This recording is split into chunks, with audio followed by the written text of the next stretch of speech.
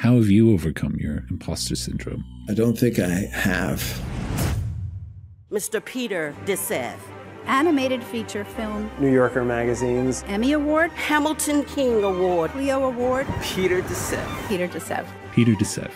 Invited me to work on The Hunchback of Notre Dame, Prince of Egypt, Mulan, Tarzan, The Emperor's New Groove, Bug's Life, Finding Nemo, Ice Age. This really interesting time in animation, this transitional time from 2D to 3D. It was very unusual at the time to hire an illustrator who wasn't an animator, who wasn't at Disney. You know, you don't want anything generic. And then I've been drawing since I was a little kid. I don't think I recognized it as a real career path until I was in high school. I realized fairly early if I couldn't twist the assignment to make it fun for me, there was no point in doing it. 75% of our lives working. I really think the secret of happiness is. Why do you think so many people are obsessed with finding a style? You don't want to get locked into doing absolutely one thing. You want to be growing, you want to be trying. I don't actually believe you can find a style. I think the style finds you. There's so many generic designs happening now that are good enough. AI could do that. And how easy it will be to create big-eyed, bobble-headed characters that the studios love so much. I'm really nervous about.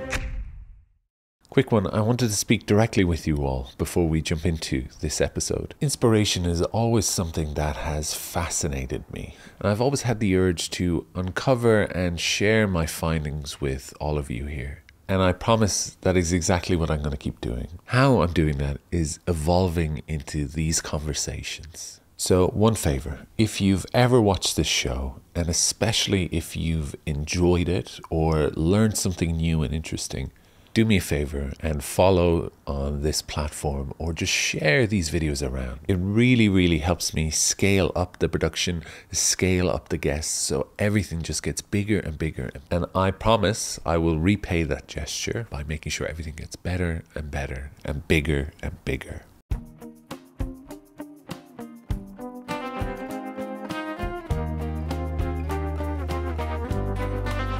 So, Peter Sève. Let's go back. Yeah, fall backwards on your chair. If you could pick out a clear indicator of who you became today. I don't think I could identify it because I've been drawing since I was a little kid. And I've said this before, and I'll probably say it tomorrow in my talk. It's almost embarrassing to look at my childish scratchings and sense of humor or the perspective in those, and then to look at my work now, there's a definite thread, so I guess I've been this, I had the same sensibility in a way since I started to do it. I started to draw as a kid. I drew for friends. I drew for my family. I drew for myself. And it wasn't until I was in high school that I don't know how I got away with so long without realizing that you could actually have a career doing this. But I don't think it struck me until I was maybe 15, something like that. Like, oh, I could. Maybe a little younger, when I started to aspire to be a comic artist, somebody who did superhero comics, that kind of thing. But I don't think I recognized it as a real career path until I was in high school. What about that then? Because that's still, I would say, you're saying that's quite late, but I'd say that's still quite early, because a lot of people in their 30s today have no idea what they want to do, Well, when for me, it was my default. I mean, what else was I going to do? I wasn't, it was really the only thing I was really good at. Yeah. I mean, I shudder to think if I hadn't found a foothold doing this, what the hell I would be doing, so it was, as I say, sort of organic. It just, kind of grew into it, I think. And what era of time are we talking about here? Mid 70s, early 80s? What are we looking at? there's no reason to get personal here, Cole. Yes, sorry, early 2000s. Yeah. Yes, it was just a few years ago. No, it was mid 70s. I started at Parsons School of Design in 76. 1976. Oh, sorry, not 2076, in the future. No, yeah. no, and not 1876.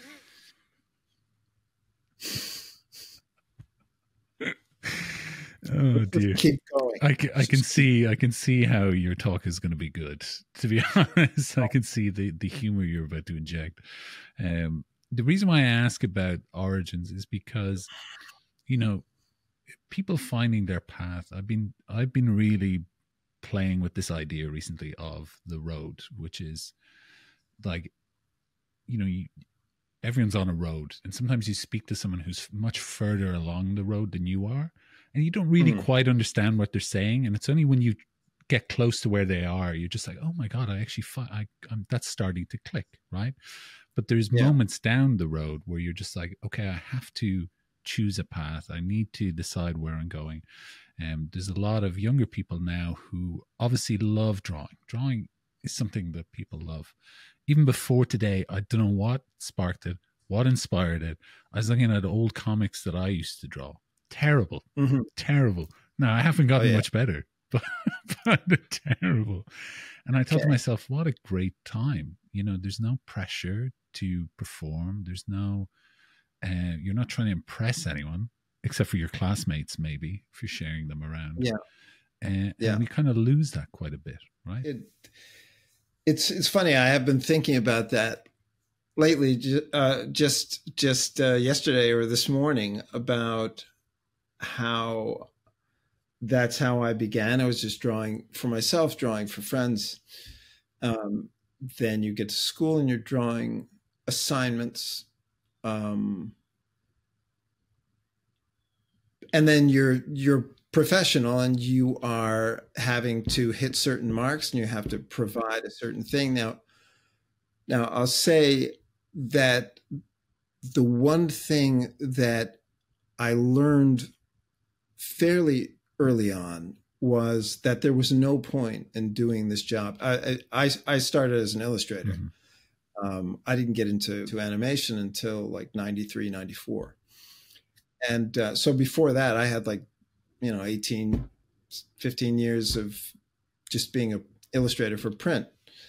And I realized fairly early that if I couldn't twist the assignment to make it fun for me, then there was no point in doing it. It was just going to be horrible. And you know, at the same time, I learned if you can take an assignment and make it your own and solve it with your sense of humor, your perspective, your visual language that's really true to you, then everybody wins because you're having fun.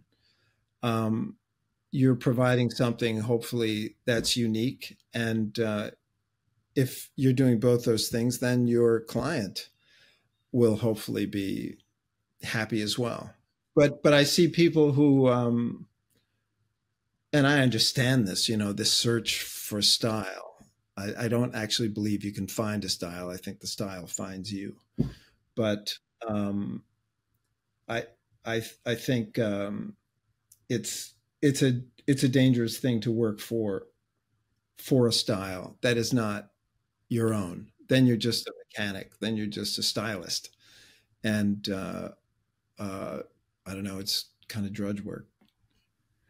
Why do you think so many people are obsessed with finding a style then?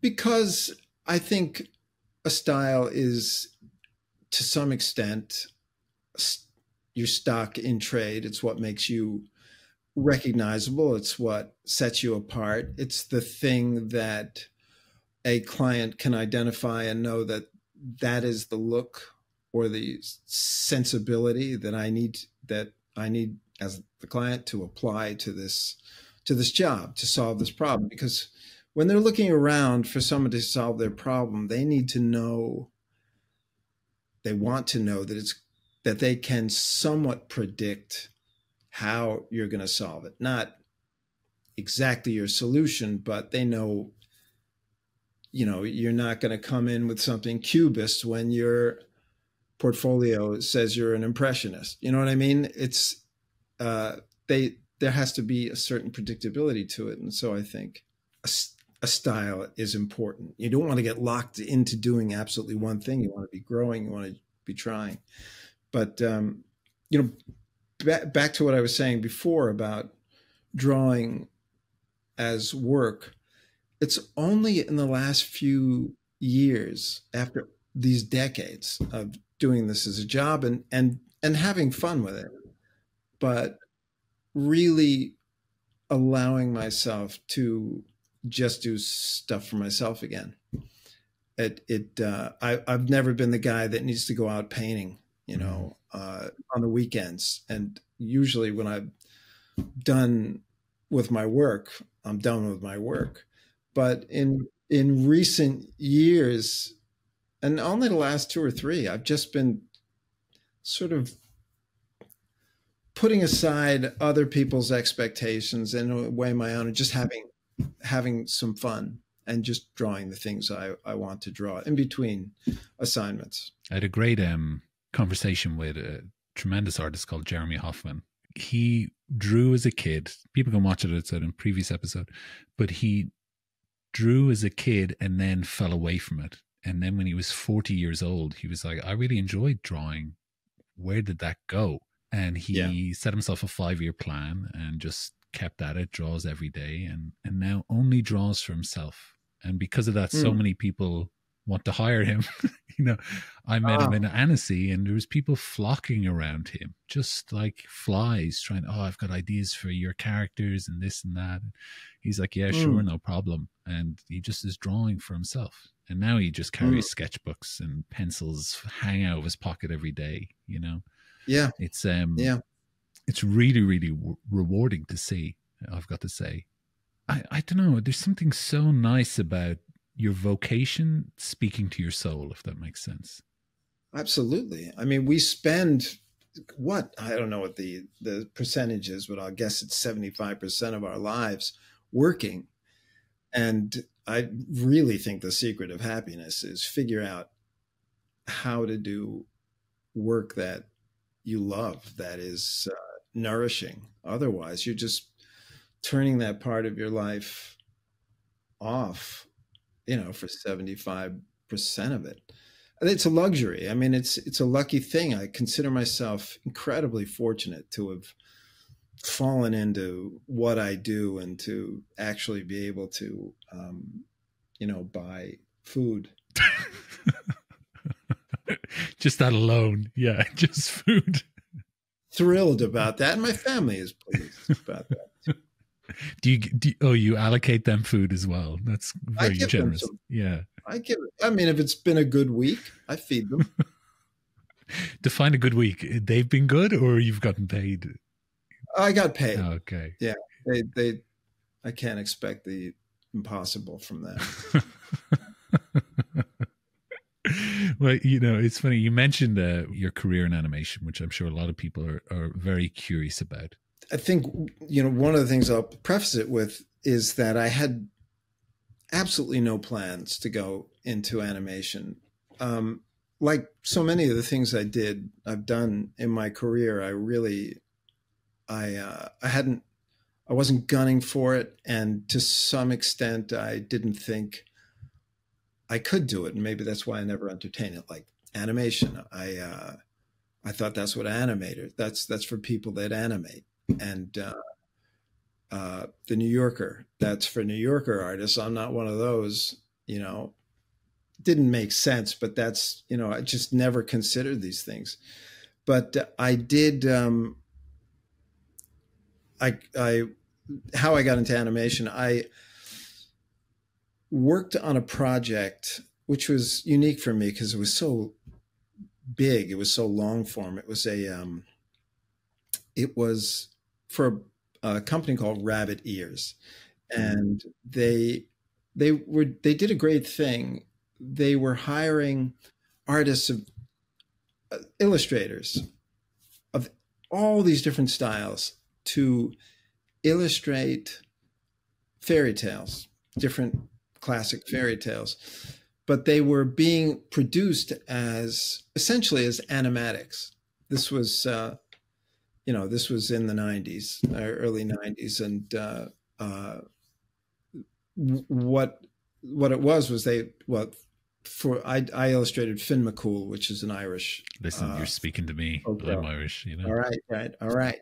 You know Finn, of course. And well, before you go on, let me correct you on that. We say Fionn McCool. Damn it! And so all this time, you've been getting it wrong, man. Yeah. I just want to, put your best foot forward to Irish audiences. All right. Yeah. I'm just going to avoid his first name then. Fionn McCool. So I did. Fionn McCool.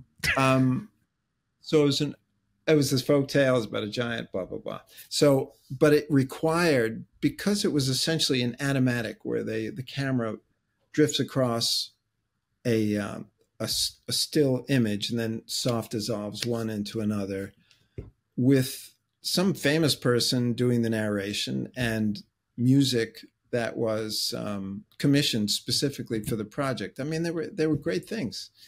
And it required my doing about 150 watercolors, which was insane for me. But I developed a method that helped me to do it pretty quickly. But essentially, well, it came out, it went away, but a producer from Disney saw it, a guy named Roy Conley. He's still at Disney, and he's a big cheese there now. Good guy. And he invited me to work on The Hunchback of Notre Dame. And it was a very interesting opportunity, because it was interesting in a lot of ways. I'd never done anything like that. They invited me out to spend some time in LA. It was an interesting time because it was 2D animation. This guy, Roy Conley, had invited me in, but this was his first gig. So he was from theater, I think. So he was going outside the usual pool. It was very unusual at the time to hire an illustrator, to hire somebody outside of the system, outside, who wasn't an animator, who wasn't at Disney. And I think it was the beginning of a lot of that sort of breaking the style a little bit. It was, they started to go out to other people after that. I did a lot of drawings. I really enjoyed it. My designs were essentially ignored. I don't know if there's anything that actually survived the process. But as I say, it was a really interesting time because I arrived there just after Katzenberg left to start this studio called DreamWorks or something. And soon after Hunchback, I was invited to work on Prince of Egypt. So Hunchback's a 2D movie. Prince of Egypt was 2D, but it was the first time I ever saw a digital painting. And they were starting to use computer animation in a basic way for backgrounds and things.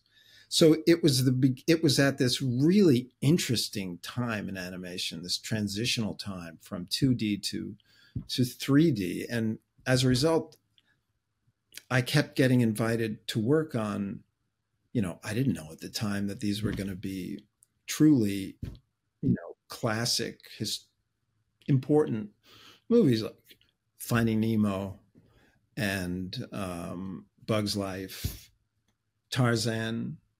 What else was there? Mulan. And then eventually Ice Age, which was a game changer. And that's a different story, which I can expand on if you want. Absolutely, but I don't want to. Of course, yeah. Ice Age was it was a wonderful time and a really fortunate circumstance because I live in Brooklyn. I live on the East Coast. LA is very far away, but that's where all the animation was being done, all the features. But out of nowhere, I get this call from this little studio in Westchester, which is about an hour and a half away from where I live in Brooklyn. It's called Blue Sky. And they've got this project, which they invite me, they invite me to come up and they pitch it. And it's basically, 3 men and a baby with a tiger, a sloth, and a mammoth. And I'm like, oh, this sounds good. And I thought it was going to be about 2 weeks of work. And I know I wasn't the only character designer that was up for it, but I started to submit drawings. They started to like them. I was up there more and more often, and eventually started to become sort of insinuate myself into other aspects of it, like the modeling. I started to make gentle suggestions about, well, maybe you could change this or that. They started to take those suggestions, and eventually I became kind of embedded in the process in a way that I've never had the opportunity to do so again. And I think it's really a shame, because by the second Ice Age movie, I was designing all the characters, basically supervising the sculpts of them in actual clay. I was working with modelers. It was wonderful opportunity. I really enjoyed that. Made a lot of great friends at Blue Sky. So there was modeling, then rigging. And rigging, I would do expression sheets and drawings to show how the body might move and the limits of that. With rigging, as you know, you can lose a character if you start to sort of break the structure that's there. But unless the designer tells you what that is, it's easy to lose your character in those processes. I would also work with them, or they would consult, and they would invite me to talk about it. That was the great thing. There was this respect for the idea that the designer knows a little bit about these characters, and that could help inform their creation down the line, even down to fur and materials. How coarse is the fur? How wet is the nose? How, that kind of thing. So it was it was extremely satisfying, gratifying series of movies. I mean, there were about 5 of them. I wish I could say they got better as they went along. That's just the way things go. But I enjoyed working on every one of them. So you're saying the more input you had, the worse things got. Yeah. Just tanked. Yeah, that's an interesting thing to take away from my story, Cole. You're welcome. But it's you've got some really good and interesting points in there, because it is rare for a character designer to, generally once the work is done, slán, goodbye, off you go, chopped off the pipeline, and you're done. You're moved on to something else. Yeah. It's so rare to be part of it, because your position, generally in animation, you're part of the innovation stage where everything's innovating. Yeah. It's all fresh. It's new ideas. Once it gets to the pipeline, it's suddenly efficiency. The innovation is gone. It's just efficiency. So it's rare for people to be in there. I'd love that idea. Yeah. I definitely think it is part of the success, because your designs are so specific. Like, I mean, you talk about Ice Age, there's things like robots, all these different kind of movies as well. If anyone has the time, this is a terrible way to phrase it, the time to look at your designs. If anyone wants to see your stuff. If anybody isn't doing anything today and they're bored out of their mind. Yeah. Maybe try and type in Peter de Sève and have a look at his scribbles. Too many letters, probably. Yeah. But you've got this incredible engine, I think, behind that design process of these particular movies. And it's funny you say, of course, you don't know how influential a movie is. Any project you do, you know, even for me working in film and TV, when I get a script, I'm like, what the hell is this? I can't see it. And then later on, you've had the pleasure of working on something that's been big or, you know, connected with people in a certain way. But there's absolutely no way to predict that. You know, there's no predictor of that. I've worked on things that I just thought, this thing's not even going to get made. And then they always get made. Well, they often get made. It's really incredible to me. A lot of times those early scripts are not so great also, but that was a time that period that I'm talking about was a great time in animation. And I've got to say I've become a little bit cynical in recent years about the kind of movies that are being made and the sort of the predictable arcs they're built on. I've heard a phrase you've used before, which is something that really struck with me. This idea of good enough. Things are good enough. Okay, that's good enough. Let's move on. And it's like a chain of not great decisions then, right? There was a period, Ice Age and after that, you know, especially Ice Age. I mean, I have to say that Fox and Blue Sky were really, really great about giving me as the character designer a title and credit that showed up early in the scroll. Now you have to dig around. But my contention was and is, although it's on deaf ears now, is that the character designer is incredibly important to the film. I mean, they give the audience the face that the character to relate to. It's an incredibly important role, I think, but I don't think it's recognized. It felt like that idea was getting traction for a while, but I see now character designers are somewhat buried in the scroll. But oh God, I could go on. Sounds to me you're a bit jaded already. No, of course you'd say this. Yeah. No. There's the kind of idea of when you, and I'm sure you've heard this, when you design a character, you're trying to make it as reflective of anyone could be that character, right? The main character, the kind of empty box syndrome, whatever you would call it. So you could step into the shoes. But I like the idea of the more fleshed out someone is, the far more relatable they are. Well, yeah. I mean, you don't want, I don't think, you don't want anything generic. And I see it. There's so many generic designs happening now that are good enough. And it's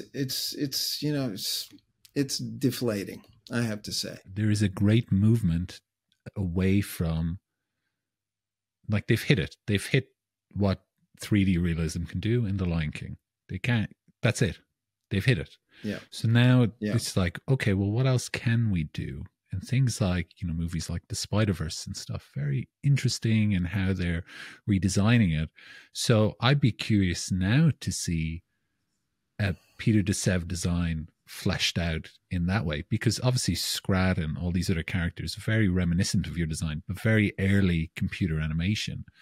Whereas now you could really literally take the illustration and make it representative in 3D. Yes, but I find more and more, God, this sounds like the grumpy old man, for Christ's sake, but I don't know whether it's about budget or whatever, but I find rather than being invited to really do a deep dive and shepherd these characters through a film, now more often than not, I'm hired for very early on for a bunch of days where I give them the DNA, and then they then they take it in house and they do what they will with it, and it's difficult to see. I see vestiges of what I did, but the idea of seeing a completely finished character rarely happens now. And I just don't understand the thinking.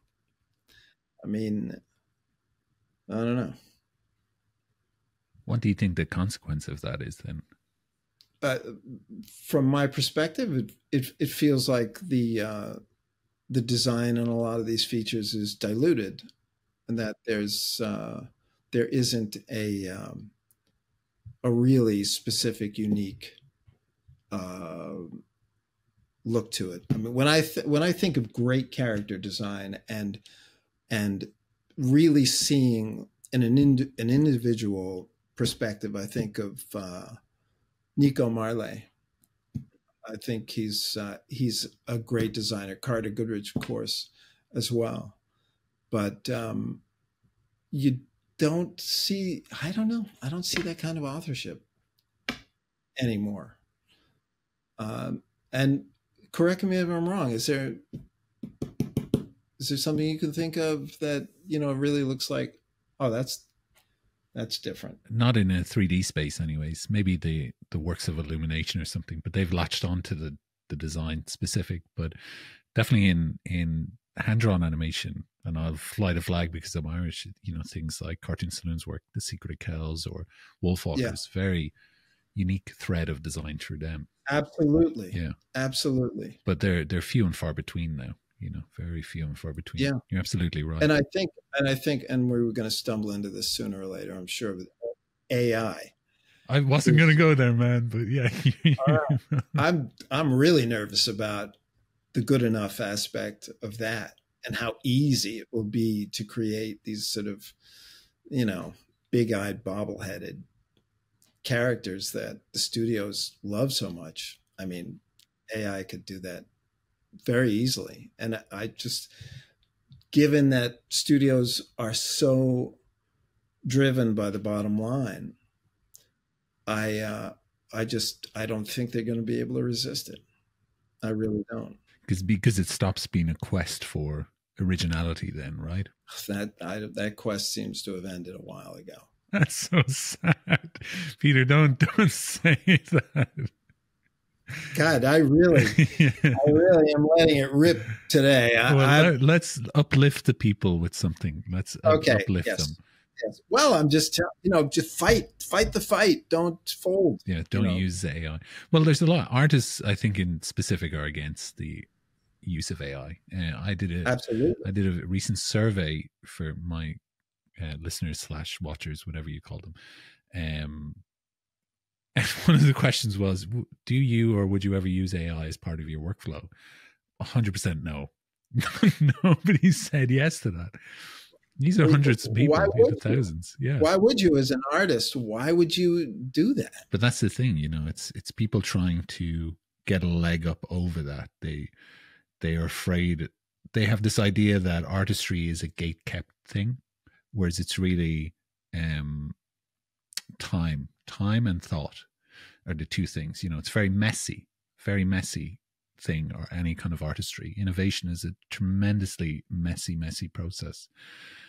Even looking at your drawings, as beautiful, succinct, and everything are, you can still see the pencil. You know, the mess of the line, the satisfaction of when a line goes where you want it to go, right, and where you might not have predicted it would go. That's, I mean, to me, that's one of the virtues of working traditionally, is that you can't Command Z every error.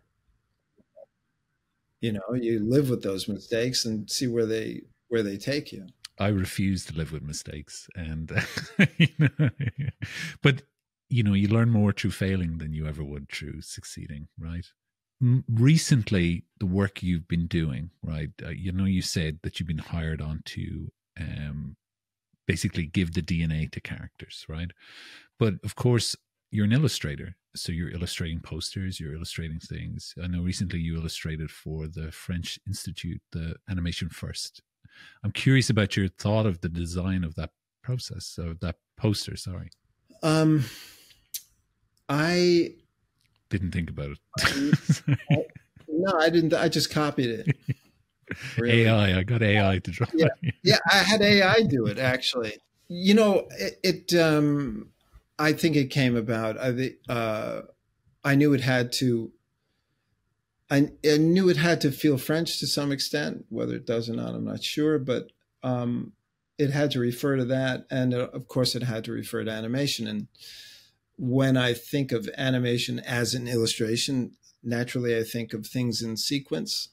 You know, I wanted to do something that showed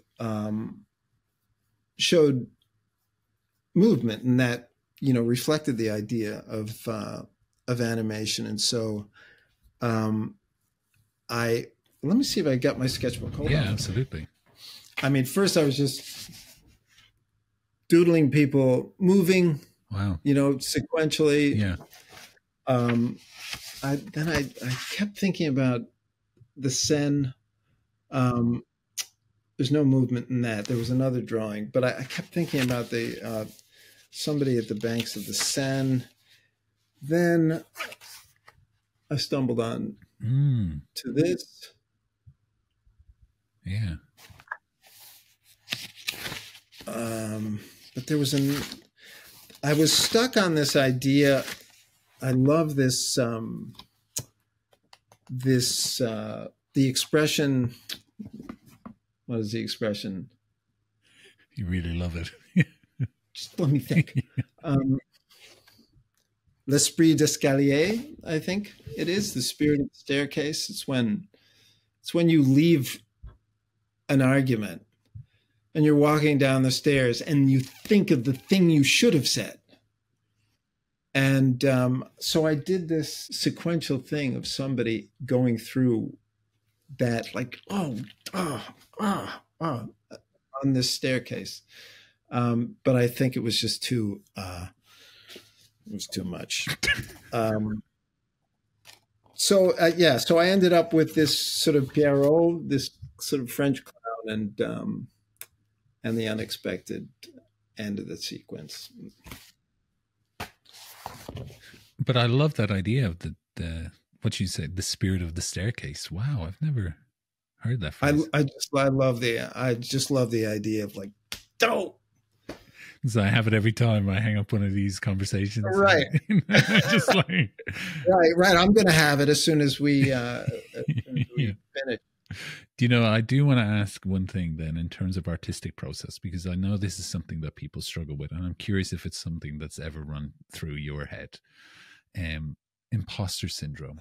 Yeah, I mean, I don't know an artist who doesn't suffer from that. I mean, I'm sure I certainly did every time I started a new venture, like doing a poster for a Broadway show. Terrifying. Working in animation, doing a New Yorker cover. It's like, how did this happen? They're making a mistake. And now I'm going to show them that they're making a mistake. And then you get through it. And then you're a New Yorker artist, and how did that happen? I absolutely struggle from that. Every time I sit down to do watercolor, I've never felt like I've figured it out. Like I'm just starting over every time I do a piece. And you watch these people on Instagram, you watch them paint so deftly. I think, wow, Jesus, I've been doing it wrong the whole time. Wow, still. Yeah. But that's, that's part of the game. It keeps you nervous. It keeps you, I think it keeps you trying to do better. Yeah, I don't know if I want to keep feeling nervous, but trying to do better, I'd love the increase. Actionable steps. How have you overcome your imposter syndrome? I don't think I have. I really don't. I mean, I'm working on a New Yorker cover now, and I really feel good about the idea, but I'm working on it. I hope it turns out. I don't know. sometimes I have these surges of confidence, but it's a struggle. It's always a struggle. Outwork the nerves, basically. Outwork. Just keep going. Like, you've been in this game since. If you want to go there again, Cole. Just tell me your goddamn age, Peter. Yeah, right. You guys do the math, but I graduated from high school in 76, and I went to Parsons 76 to 80. My first gig in animation was 93, I think, and I've been doing work in that space ever since, sort of both illustration and character design. But in recent years, the character design has eclipsed the illustration, and it's only, as I say, in the last few years that I just started to do stuff for myself. Just full on illustrations, because I really I really love doing character design. I love the speed. I love just drawing loosely and exploring. I mean, that's satisfying. But I do like the balance of having finished pieces as well. There have been years of busy character design work which have left me with very, very few finished pieces. In light of our up and down turbulent conversation, let's leave them on a good note. Let's go with some nice advice you'd give to people who see Peter de Sève and think, wow, how do I get there?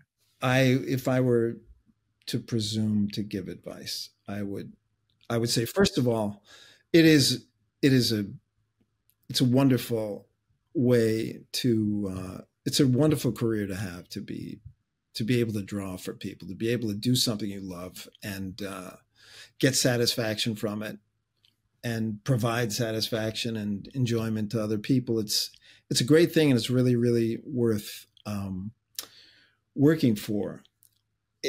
I think it's important to really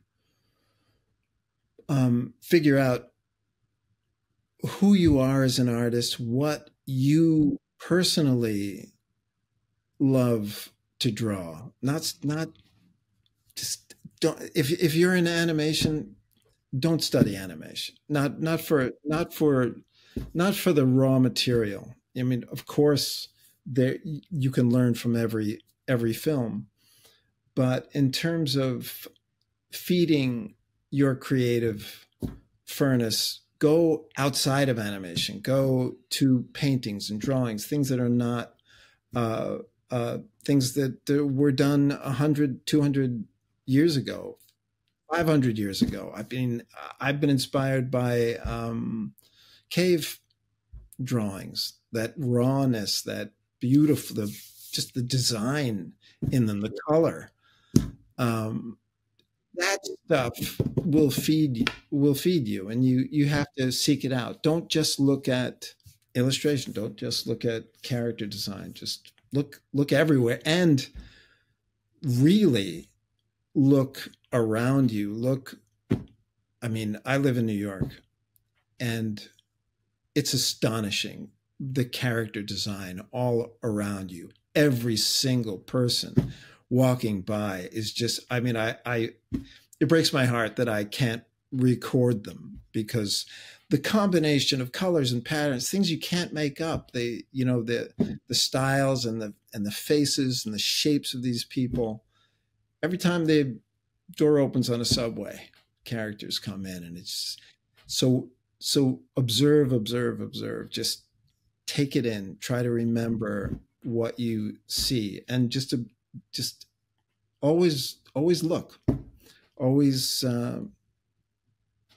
absorb. That was positive, right? That's so positive. Yeah. Some pretty positive stuff. That's pretty positive. Peter, thank you so much. I really appreciate your time. It was a great pleasure. I don't know if that is true or not, but for me, it was. It's not true. Yeah. And for me, it wasn't either, and I can't wait to get off this call. I can't wait. Anyways, goodbye. Clunk.